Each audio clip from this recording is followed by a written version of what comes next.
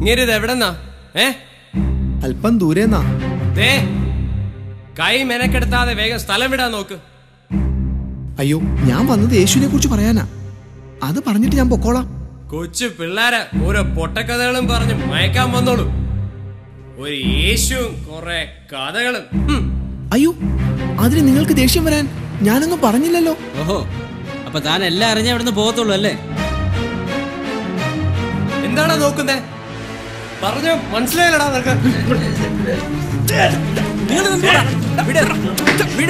അയാളെ പോട്ടെ, ചേട്ടനിക്ക് വന്നേ വന്നേ. ഞാൻ തിരിച്ചു വരുമ്പോ നിന്നെ ഇവിടെ കണ്ടുപോകരുത് കേട്ടോടാ.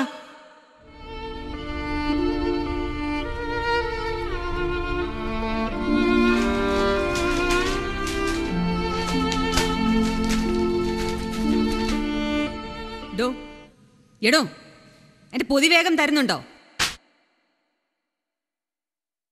വാശാരത്തിന് കൊണ്ടുപോകുന്നതും പോരാ, താമരവും തുടങ്ങി. ഇന്ന് കൊണ്ടുപോ. അനിയ, എവിടുന്നാ വരുന്നേ? വല്ലതും പറ്റിയോ? എന്താ ജോലി? ഇത് തന്നെ എന്റെ ജോലി. യേശുവിനെ കുറിച്ച് പറയുന്ന ഒരു സുവിശേഷകൻ. കണ്ടിട്ടെ നല്ല ആരോഗ്യമൊക്കെ ഉണ്ടല്ലോ. വല്ല പണിയെടുത്ത് ജീവിച്ചു. ചേച്ചി ആരാ? നിനക്ക് എന്നോട് അറിഞ്ഞിട്ട്? അതെ, അവന്മാര് ചിലപ്പോ തിരിച്ചു വരും. ചാകണ്ടെങ്കിൽ സ്ഥലം വിട്ടു. മരിക്കുന്നത് യേശുവിന് വേണ്ടിയാണെങ്കിൽ അതിലും വലിയൊരു മരണം ഉണ്ടോ? ആഹാ, യേശുവിന് വേണ്ടി ചാകാൻ മാത്രം. തന്റെ ആരാ യേശു? യേശു ആരാണെന്നും എന്റെ ആരാണെന്നും. യേശു യേശു യേശു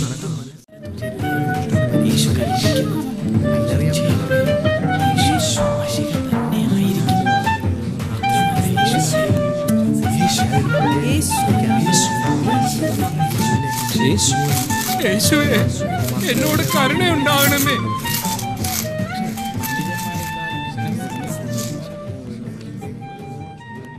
ദാവീദ് പുത്ര, ഈ അന്ധനോട് ദയ ഉണ്ടാകണമേ. ഗുരുവിനെ ശല്യപ്പെടുത്താതെ മിണ്ടാതിരി. ആരാണ് അയാൾ? ഓ, ഗുരുടനായ ഒരു ഭിക്ഷക്കാരൻ. പത്രോസേ, രോഗികൾക്കല്ലാതെ ആർക്കാണ് വൈദ്യനെ കൊണ്ട് ആവശ്യം? പാപികൾക്ക് മോചനവും രോഗികൾക്ക് സൗഖ്യവും സമാധാനമില്ലാത്തവർക്ക് സമാധാനവും നൽകുവാനാണ് എന്നെ പിതാവായ ദൈവം ഭൂമിയിലേക്ക് അയച്ചിരിക്കുന്നത്. പത്രോസേ, അവനെ തടയണ്ട.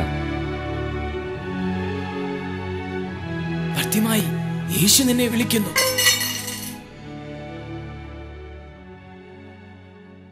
ഞാൻ നിനക്ക് വേണ്ടി എന്ത് ചെയ്യണം? എനിക്ക് കാഴ്ച വേണം, കാഴ്ച. നിന്റെ വിശ്വാസം നിന്നെ രക്ഷിച്ചിരിക്കുന്നു. കാഴ്ച പ്രാപിക്കാം. യേശുവേ, എനിക്കിപ്പോ കാണാം, എല്ലാം കാണാം, എനിക്കിപ്പോ എല്ലാം കാണാം.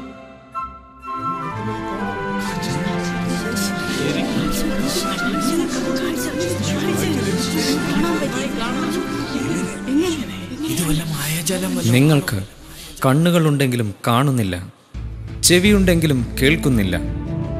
എനിക്ക് ചെവി തരുവിൻ. നിങ്ങളുടെ പാപങ്ങളെ ഏറ്റുപറഞ്ഞ് മടങ്ങി വരുവിൻ. അധ്വാനിക്കുന്നവരും ഭാരം ചുമക്കുന്നവരുമേ, എൻ്റെ അടുക്കൽ വരുവിൻ. ഞാൻ നിങ്ങളെ ആശ്വസിപ്പിക്കും.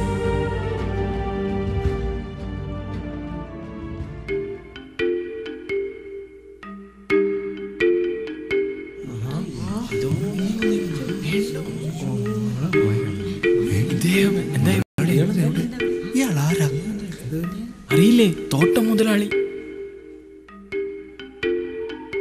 ഗുരു, മോക്ഷം ലഭിക്കാൻ ഞാൻ എന്ത് ചെയ്യണം? ദൈവത്തിന്റെ കൽപ്പനകളെല്ലാം അറിയില്ലേ? അവ അനുസരിക്കുക. അവയെല്ലാം ചെറുപ്പം മുതലേ ഞാൻ അനുസരിക്കുന്നുണ്ട്. പക്ഷേ നിന്നിൽ ഒരു കുറവുണ്ട്. നീ നിന്റെ ദൈവത്തെക്കാൾ ഉപരി നിന്റെ പണത്തെ സ്നേഹിക്കുന്നു. നോക്കൂ, നീ നിനക്കുള്ള സകലവും വിറ്റ് ദരിദ്രർക്ക് കൊടുക്ക, എന്നിട്ട് എന്നെ അനുഗമിക്കൂ. ഗുരു, എനിക്കുള്ളതെല്ലാം വിൽക്കാനോ?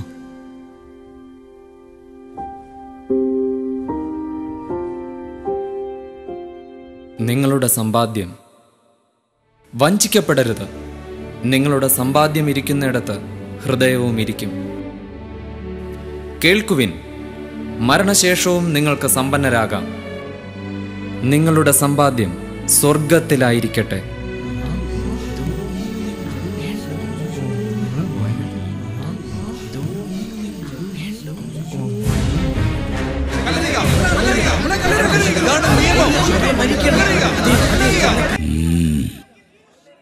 യേശുവിനെ കുരുക്കാൻ പറ്റിയൊരവസരം ഇതുപോലെ ഇനി കിട്ടില്ല.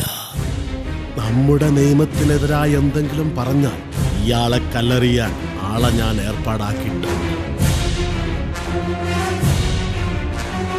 ഇവളെ ഞങ്ങൾ വ്യഭിചാര കർമ്മത്തിൽ പിടിച്ചതാണ്. യഹൂദ നിയമം അനുസരിച്ച് ഇവളെ കല്ലെറിഞ്ഞു കൊല്ലണം. ഗുരുവിനും അതറിയാമല്ലോ.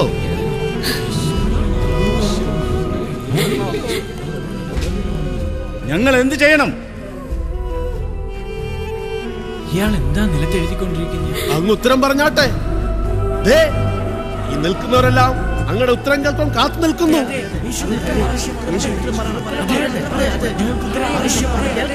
ദൈവവചനത്തിലും നിയമത്തിലും പാണ്ഡിത്യം ധാരാളമുണ്ടല്ലോ.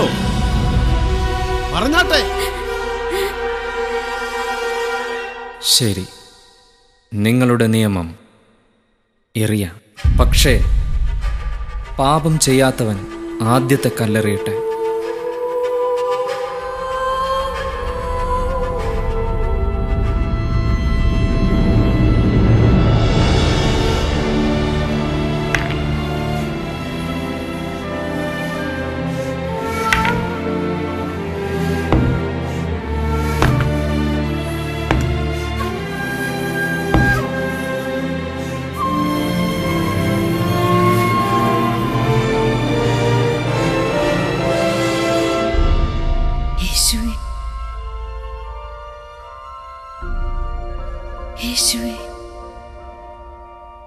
ആരും നിനക്ക് ശിക്ഷ വിധിച്ചില്ലേ?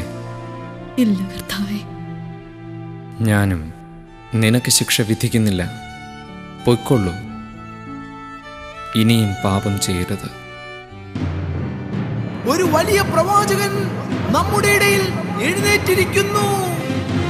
ദൈവം തന്റെ ജനത്തെ സന്ദർശിച്ചിരിക്കുന്നു. ഹോശാന!